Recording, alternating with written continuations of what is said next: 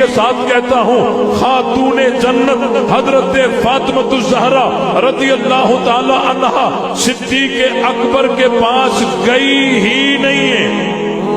जिस खातूने जन्नत की पाक दामनी का आलम ये हो कि आखिरी वक्त में परेशानी का इजहार करती हूँ कि जब मैं इस दुनिया से चल बसूंगी मेरा जनाजा उठाया जाएगा, जनाजे पे चादर डाल दी जाएगी तो गैर महरम की नजर उस चादर पर भी नहीं आनी चाहिए। जिस खातूने जन्नत की पाक दामनी का आलम ये हो जो अली से वसीयत करती हो कि मेरा जनाजा रात के अंधेरे में उठाना ताकि गैर महरम की नजर मेरे जनाजे तक भी ना आए, हम कैसे मान सकते हैं वो खातूने जन्नत चंद खुजूरों के लिए किसी गैर महरम के दरबार में चली जाए? हम मानते ही नहीं, खातूने जन्नत गई ही नहीं है। आपकी तवारीख भरी हुई है, आपने लिख दिया है कि जनाब सैयदा दरबार में गई थी, आपने लिख दिया है कि जनाब सैयदा ने मुतालिबा किया था, आपने लिख दिया है कि जनाब सैयदा ने खुतबा दिया था, आपने अपनी किताबों में आपके उलमा इतराफ कर चुके हैं कि सैयदा दरबार से खाली वापस आई थी, आपने अपनी किताबों में ये इकरार कर लिया है